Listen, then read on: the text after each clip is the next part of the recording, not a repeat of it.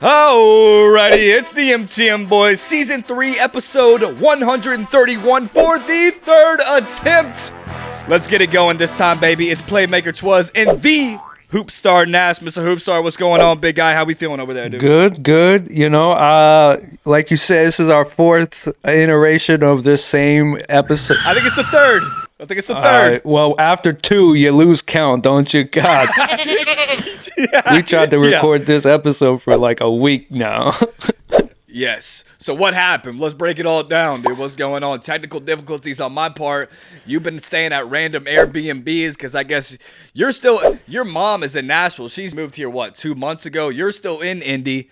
And then you're managing, 2 Airbnbs up there and staying at other random Airbnbs. And I got to figure out, the technical stuff on the backside and it just ain't working out. Is that what's going on or what happened? Dude? Yeah, well, I'm helping out, making sure once I get out of here, because once I leave here, I ain't going to do any of this other bullshit. You're gone. I'm not going to be making trips back and forth every weekend type deal. So I'm making sure everything's locked and loaded so we can kind of just love it. Step away from it, and when this place gets booked, I need a place to stay, so I'm pulling up random Airbnbs, being like, can I get one on the low, please? There you go. And you know what else you can get on the low? Get your damn merch on the low. Hey, listen, man, we got to pay the bills somehow. We got a trip coming up. Get your damn merch. Click the link in the bio of whatever you're listening to or watching it on. Go get your damn merch. Use code, I think it's MIXFREE at the checkout to receive free shipping. That's MIXFREE, dude. To receive free shipping, go get your merch. Appreciate the support and appreciate everyone that supported us thus far. This might be the last episode for Season 3. Again, rebranded in Season 3. About 10 or 11 episodes. We're going to LA first week of August, Wednesday the 2nd through Sunday the 6th. Wish we could stay out there for 2 weeks, but we can't. Big trip for us. We didn't do it last summer. We're going out to Dash Radio, this radio station that's on Hollywood Boulevard. We got an Airbnb in Sherman Oaks, about 15 minutes north of Hollywood. Super cool. We're bringing out Griff, our producer, content guy. He's coming out there. Our Airbnb is super cool. We got a pool back there. It's like 3 bedrooms. Very secluded place. Deck, ping pong table, everything else you can think of. But yes, we're going out there on Wednesday. And then on Friday, we were supposed to go into Dash Radio Studios. We got hit with the news last night that they're starting to do total remodeling, and then construction's going to be happening on Hollywood Boulevard right there starting August 1st. So the interviews that we have lined up, which we'll get into right now, I don't know if we want to name drop, we're accommodating them at the Airbnb. So you guys kind of forgot about who the MTM boys are. We still swing things over here on the other side, okay? I said, Liam, Dash, we lost Dash on Friday. That was going to be like why we were going out there. To be in studio on Hollywood Boulevard where you can do the live episode and pedestrians can watch you do the episode. Listen, baby. We got the people coming to the Airbnb, and we're calling it the personal studio, dude. So that's what's going on. Yeah. Thoughts. Our thoughts, our guests are huge. Let's be honest. Like, this is probably our 3 biggest guests that we'll have that are already locked in. Waiting on the 4th. We have the 4th. We just got to see if they will change to go to the Airbnb. Who's the 4th? I'm putting everybody together, big dog. You're putting everybody there? So we have 4. Yep. So we're waiting on 1. So we're coming out with Season 4. It's going to be the biggest interview we've had probably ever.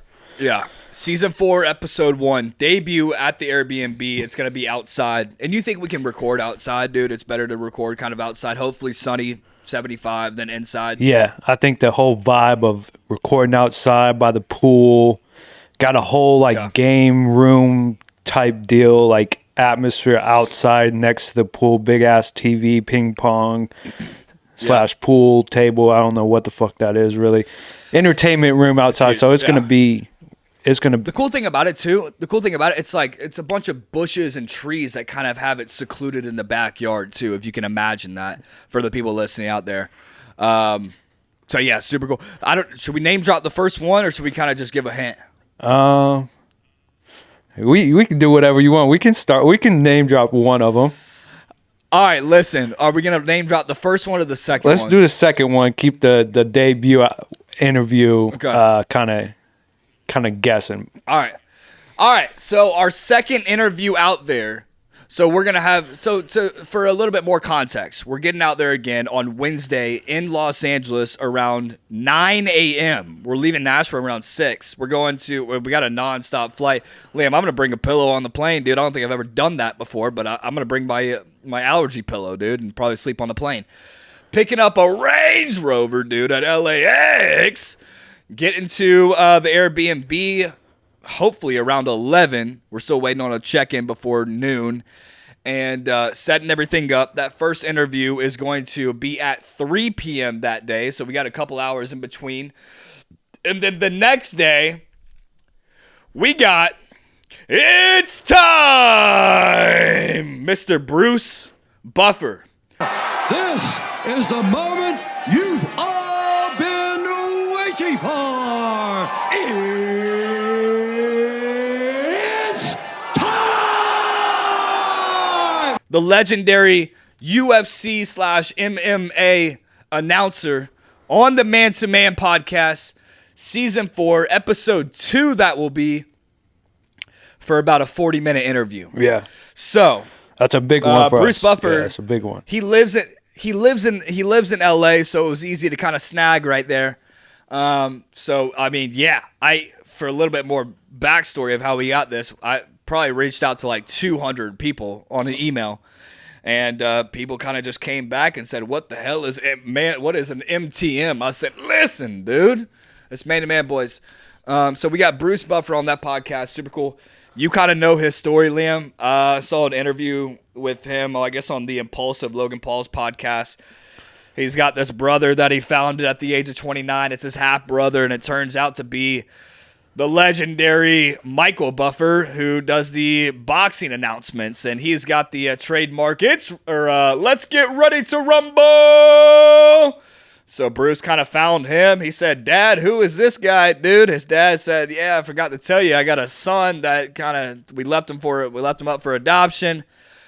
We'll get into that story with Bruce and kind of talk about it. I know he's been asked about it a million times, but how the turntables turned, right? With that story, it's just bizarre how that happened. They linked up. Bruce was yada yada manager for Michael, ended up being just this UFC announcer. So Bruce Buffer. And the cool thing about that is Nate Diaz and Jake Paul fight. That fight is the next day. So that's just going to give us another topic of conversation to talk about with Bruce.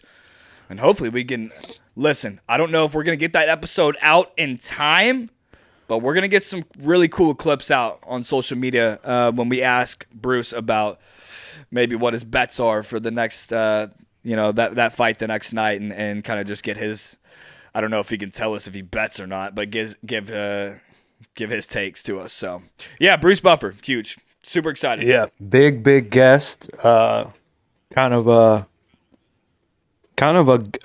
good story, and just a guy that if you listen to him at all, he's just kind of like a down to earth guy, and found himself being probably one of the well known announcers across all sports. Yep.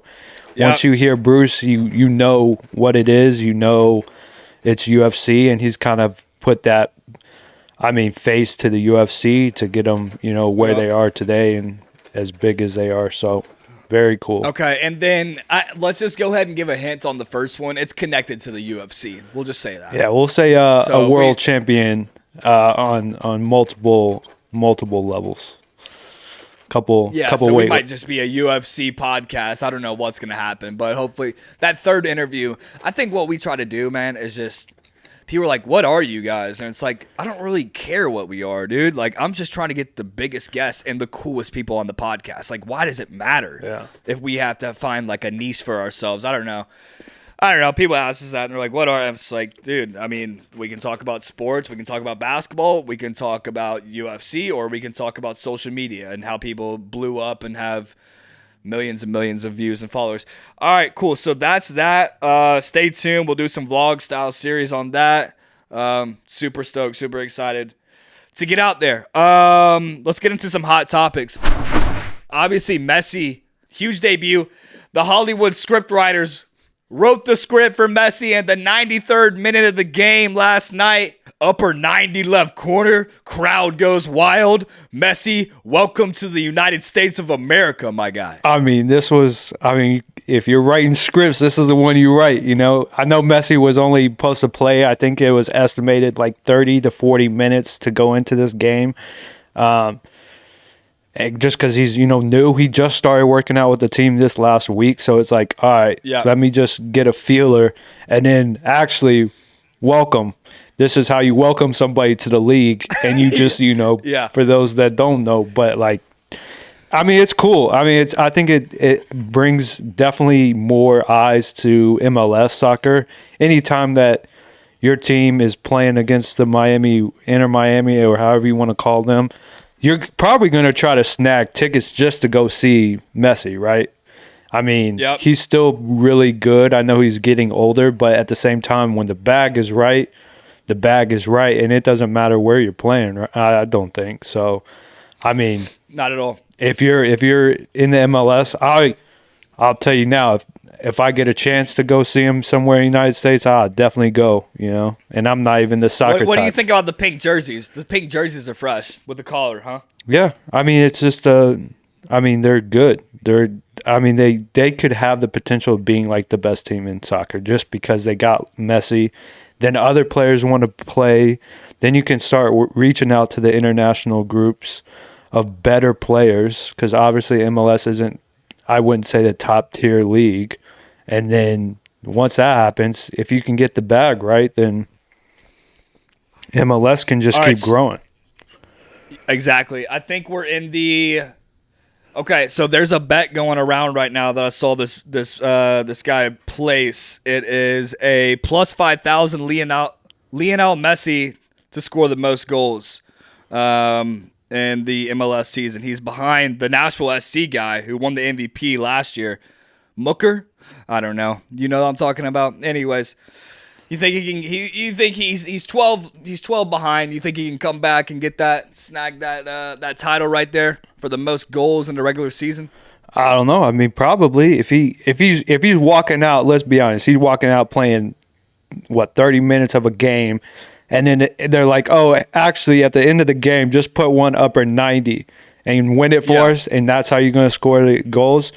Then yeah, he's going to get a goal a game, probably 2 every once in a while. He could definitely catch if he's putting on like that. Yeah. Okay, cool. I don't know if I'm locking that one in, but it's definitely possible. Plus 5,000, amen. Shoot or shoot, I'm just reading after the game. Okay, Tristan Thompson was with Kim K. Kind of weird. Paparazzi's catching them at Gecko after the game. LeBron's there. Miami's just another city that people just turn up in, right? So not really anything there. Let's go to another topic. Let's talk about... All right, dude, I just wrote a blog about a legend who goes by the name of Boosie Badass. You know him, dude? Oh, yeah, I know Boosie. Lil Boosie. We all remember the legend Lil Boosie, or Boosie Badass is this guy that, you're in 6th grade middle school and you're bumping some Boosie on the silver little MP3 player in the headphones while walking to lunch, just trying to get some Boosie meditation in your system while Miss Karen isn't looking, and you're freestyling Boosie lyrics as a 6th grader, and your mother's like, what did I do with my son? Listen, we're rocking some Boosie Badass.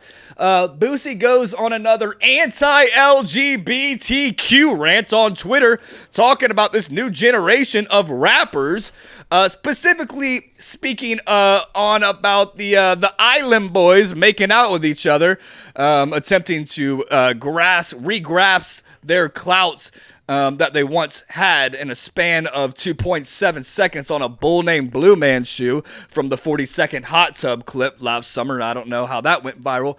Listen, Boosie went on Twitter. He's like, man, these guys are, they want to be women. That's why women are ruling the rap game right now. But hey, Boosie, who rules the world? Girls. So there's that. But I think Boosie just kind of went on this rant. I'm not rocking with these younger dudes. Millennials, Gen Zs. That's why rap isn't the same anymore. And what's up with the Island Boys kissing each other, man? So that's there's kind of a little 2-in-1 story right there. It ain't the only time Boosie's kind of went on this rant. He kind of did the same thing when Lil Nas X went on IG Live to tell his followers about, hey, Boosie and I are cooking up this song, and it's about to be released. When Boosie heard about that, he commented back at Lil Nas X to tell him to go commit suicide. So, come on, dog. Boosie, what are you doing? It's 2023. Is it appropriate to say these types of things, when it comes to judging another person's sexuality, gender, race, or religion? You kind of got to stray away from it and keep it to yourself, let alone get it out of your mindset. So that's a little Boosie rant that I just wrote about. And what do you think about the Island Girls, dude? What are they doing kissing each other, trying to get clout again for their fan site? So I'm going to take the whole gender thing, LGBTQ stuff out of it. What I think it is Lil Boosie comes from an era where you got to be a certain type of rapper or a certain culture around where he and how he grew up being into the rap game. And then when he sees people like the Island Boys do promotional tricks or stunts, as they say, he just calls them out how he sees it, because that ain't how you get into what he would think of as the rap game. And the Island Boys want to sing their way into the media, and he's just calling it how he sees it. So I think that's kind of what, old school guys do. If you have like somebody like a 50 Cent and you see somebody kissing and you have something to say about it, you can say, hey, youngin', this ain't how it is. If you want to be in the space, or if you want to do this or that, just come on. This isn't us. Yeah. Here, my whole thing is, dude, did you hear Big Cat talk about, people, you should kiss your identical twin, at one point or another, just see it's you. Did you see that clip? Nah, I ain't seen it. Yeah, kind of weird. I said it on the Yak, but listen, they claim that they're not playing for the same team. I think on their fan site, they're kind of having threesomes, consensual threesomes with other women. And, listen, I'm not saying I agree with what they're doing, because it is a bit odd, especially if it's for a bit and they're playing characters. But I guess I don't disagree at the same time. Look at the entire state of Alabama and how their football team turned out. So I don't know, man. The Island Girls are doing it. Yeah, come on, give me one, bro. Give me one. You wait for me to crack a laugh in here? Is that what you waiting for? Yeah, the Island Girls are. Here, I'm gonna read the specific tweet that Boosie said.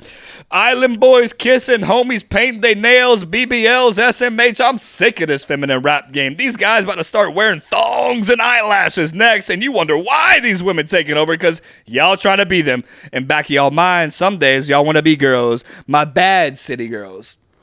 So that's Boosie. That's the rant. He's telling people to go commit suicide. Just kind of I don't know, an OG in the game, but nonetheless, maybe keep your thoughts to yourself. But we are in a bizarre world of social media, and just I think the world is coming to an end anyways. So I guess do what you got to do to go get your bag. All right, let's get into another topic. I'm going back to Young Thug, man. Write about Young Thug a lot, dude. But here's the thing that kind of happened a couple days ago. Young Thug's 15-year-old son makes disturbing social media posts talking about he's going to off himself. So that was kind of the most recent news. It was a bit disturbing. He said, what did he say? I'm going to kill myself or something. Then the next message on IG story was, come get me. Young Thug, this whole trial, it's about 8 months into this damn thing, and we haven't even moved faster than what my 80-year-old grandmother does walking down the hallway. Love you, Gigi, but I'm just keeping it real. Another YSL affiliate who goes by the name of Lil Got It, who somehow isn't involved in this RICO case at all. I don't know what happened or how or why not. Went to go check on the 15-year-old swagger dude. And he's fine. He posted a video with the little 15-year-old with Cuban links iced out on his neck, and they're cruising with the windows down. He's saying, listen, everything's good over here. Hey, it's hard to be a teenager, man. I remember the days, probably the most anxiety that I had in my entire life, to be completely honest. But, I don't know. Young Thug, his lawyers, just a side topic here, Young Thug's lawyer has filed his 21st motion in this case to dismiss any jail phone conversations that Young Thug has possibly had in this entire last 8 months, or I guess year, that Young Thug, a little bit over a year, Young Thug's been in jail. So they're still waiting on that. I don't know if it got granted or not, but this is the same lawyer that called out no cap to Judge Earl Glanville, and he's probably going to call out no thank you to that 21st motion. But what is Young Thug saying on the jail phone conversations? I don't know, but probably some sort of ongoing strategy to get the hell out of there. So, that's that. Yeah. Young Thug's lawyer's he's getting his money's worth. That's for sure. You know what I mean? Yeah. He's getting paid up. The entire family's kind of going nuts, dude. And Young Thug's going to the hospitals on sleep deprivation. He's starving off chocolate chip cookies and hot Cheetos mixed with ramen noodle and some hot water on the side. And then you got other nonsense like other YSL co-defendants having romantic relationships with female officers inside jail walls. It's all fucking weird, dude. Okay. What else we got? How about let's go D-Hop, dude? Let's go some Nashville, Tennessee, dude. DeAndre Hopkins, welcome back to the AFC South. Super Bowl odds for the Titans were plus 8,000 before DeAndre Hopkins, and immediately after they were plus 8,000 to win a Super Bowl. I think they're down to plus 6,000 now. How does DeAndre Hopkins help the Tennessee Titans, if at all? And what does this mean for the city of Nashville? Well, you see, I'm coming in here with my Titans shirt on today, so I'm stoked. It's kind of it's basically replacing, what we lost, and our I thought was going to be our receiver forever. Obviously, Brown wanted to go and chase that ring with the Eagles, so let him do his thing. We'll just bring in the old vet to kind of replace you, and that's kind of what we need. We need, receiver that will, take, I guess, eyes away from Derrick Henry and have a threat down the field, and that's what Hopkins does. So I like that. I mean, if you're going to go anywhere at that age and he can still play, obviously, I think you try to add those players, and when the price is right for a guy like that still gets it done year in and year out, like, why not, bid for him and try to get him on your team? So I'm stoked that we have him. He doesn't hurt. He always helps in one way or another. So I'm good. I'm excited to see what happens with that whole offense, honestly, because I think it's just maybe like a decoy to. I mean, Hopkins will be top receiver there. What was the contract? Was it 2-year, 14 a year, or yeah? It was. I should know this. I was right under 30 mil for 2 years, I think. Okay. Or something like that. Yep. Titans are at plus 310 to outright win the AFC South behind the Jacksonville Jaguars, which is a minus 155. I don't think the Jaguars, and I could be biased, but I really don't think they're going to win the AFC South. I don't know. I could be wrong, but I like Trevor Lawrence. I like his swagger. Remind me who their wide receivers are. I don't even know. Christian Kirk. They got Christian Kirk. Yeah, he got a big bag in Jacksonville. I get it. Nice weather, but I mean, the only reason, and this is definitely biased, the only reason they're favored is because they beat us last year So, Right. and they won the division and whatnot. So I'm okay with that. They can, I'll definitely throw some money on that one for sure, though. What you say, plus 310 to win the division? Plus 310 to win a division. Yeah, let's lock that one in right now, actually. Yeah, I'm going on right after we get done recording. I'll go take that right now. Yeah. That's free bizarre. money. And you don't think the Colts or the Texans have any chance of Texans, kind of making a run this season? they're obviously got, their quarterback hopefully for the foreseeable future in Stroud, but I don't think they have a contention. And then the Colts obviously too with Richardson. They're not winning division. They're trash bags of a team right now. And then so I think it's us in the Jags, and obviously that's why the odds are that way. I think we can just bully the Jags though, right? Yep, over under 7.5 wins is what they got the cap at the Titans right now. Over 7.5 wins is at a -102. Under 7.5 wins is at a -120. So there's that. Well, lock me in for both of those actually. Now that I think about over and the division. Yep. And let's see. I'll see if I can parlay those. If I can parlay those, get a big bag. I don't know if I can because it's futures, but yeah. Lock me in, coach. Lock him in. Let's kind of stay on NFL talk here just briefly. Saquon Barkley. There's big talk about not paying running backs recently, right? Saquon Barkley just hopped on a podcast. I think I need to look more into this, but just hopped on a podcast. I believe he didn't get paid what he wanted along with other guys. I think there was an ESPN reporter that tweeted out something like, you don't really need running backs anymore. They're the fourth option.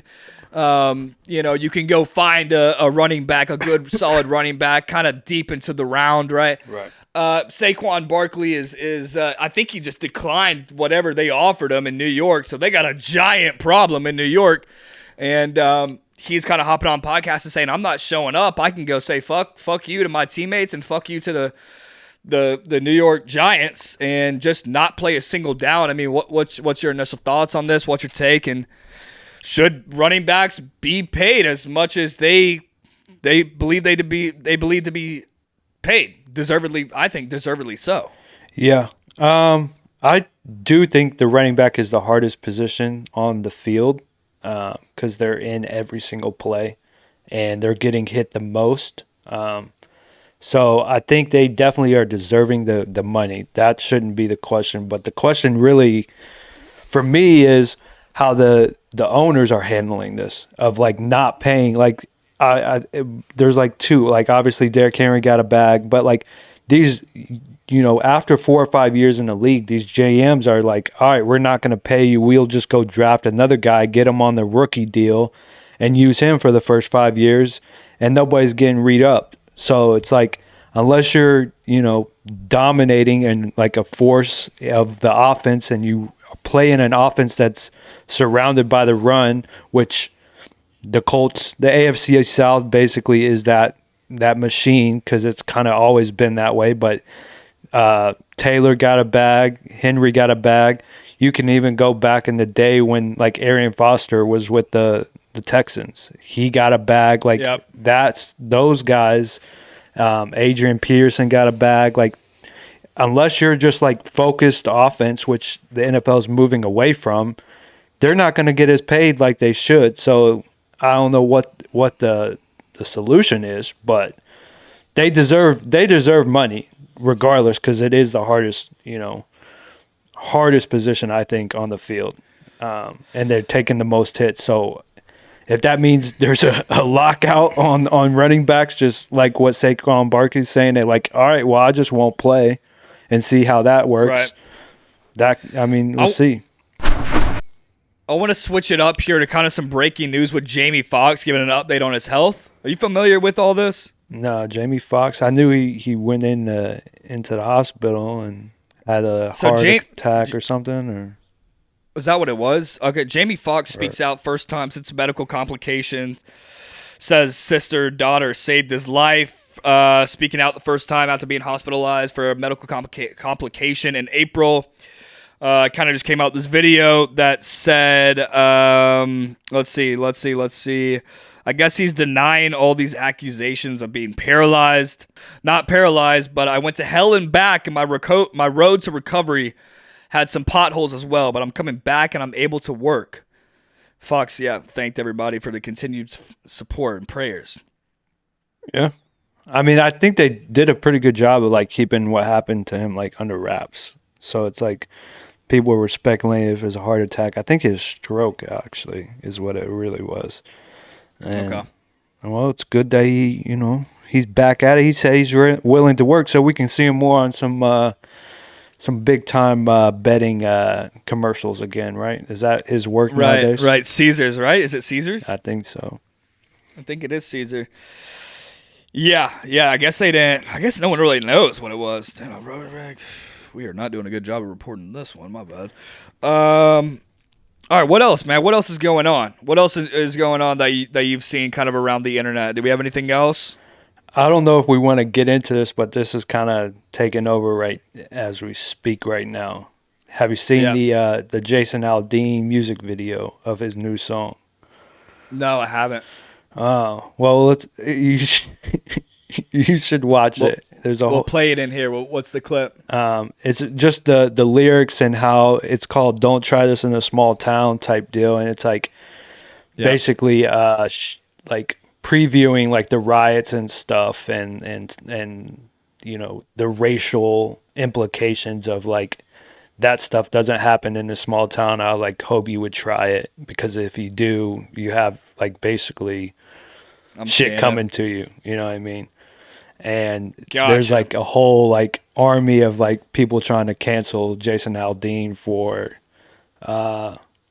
being racist and I don't know, bringing in like thinking he's talking about lynching people and stuff like that. Gotcha. Yeah, Aldean was one of those guys that obviously was super against COVID. Was in Nashville. He's got one of those popular bars on Broadway, and I'm pretty sure it wasn't him that left his bar open, and he was just showing up in hazmat suits, kind of making a joke out of everything. Yeah, I don't know if that was him, but yeah. Or was that? I don't know who that was. It might have been Aldean, because he's definitely the one that had been saying that.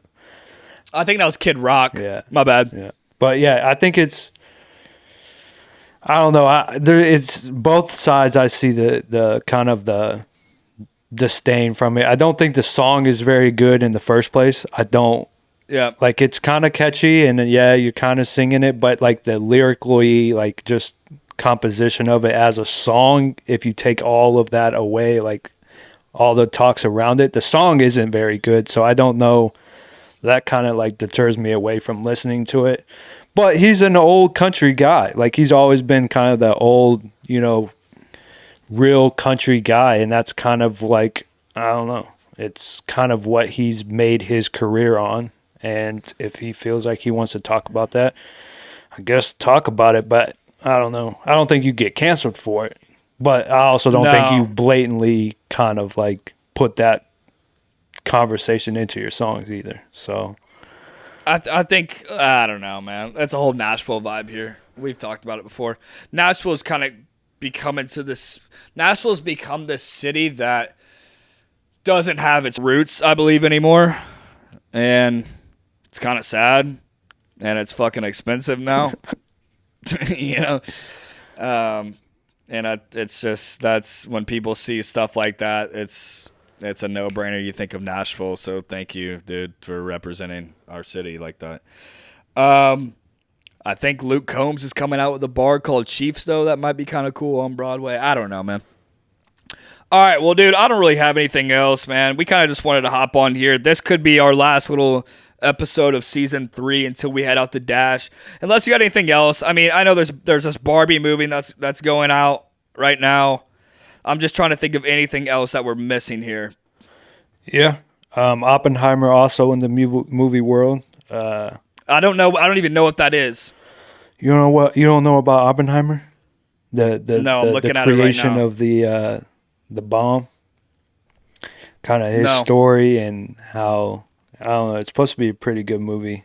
But So people are comparing Barbie versus Oppenheimer. So these are like the two big movies that just came out right now. Yeah, I don't know. They're just because they got released at the same time, they're kind of comparing, but it's no comparison. It's just two I'm seeing it. Okay. big movies that are out this weekend. So maybe go catch you a movie. Hey, we have one of the 19 actual real IMAXs in the country. I think that's a big debate that this guy that created Oppenheimer said he wants you to watch it in true IMAXs, I guess movie theater, and Nashville has one. So go check you out that movie and how the director wanted you to see the movie. Yeah, I'll pass on a movie, but I don't got time for a movie. I don't know. I don't want to go by myself, dude. No movie by yourself? No, not really feeling it. Not really feeling it. All right, dude. Well, what were you going to say? I said I feel you on that. That's what I was going to say. I feel that. Yeah, I'm not seeing anything else here. All right, cool. Well, glad we got on the pod here. Kind of a quick one there. And I don't think I have anything else. What is it? What is today? Saturday, July 22nd. It'll probably drop here on the 24th of Monday. And then we're out the dash. I mean, the month of July kind of rolled by pretty quickly. Yeah. So, recap. Going to Dash Radio. Got Bruce Buffer on as our second guest. Stay tuned for our very first guest. Stay tuned for a bunch of content coming out. And then we're just going to kind of keep rolling here, man. We got some other exciting things coming out too. I think another press release, or not a press release, but another article maybe shouting out the boys here. So yeah, some super cool stuff coming up. All right, dude. Man to Man season 3, episode 131. I'm gonna let you get us out of here. Yeah, season finale probably. Definitely probably. We're just gonna get prepared. So I'll namaste to season 3. Look forward to season 4 coming soon. Namaste to you guys. Namaste. Namaste to you guys. We'll see y'all later.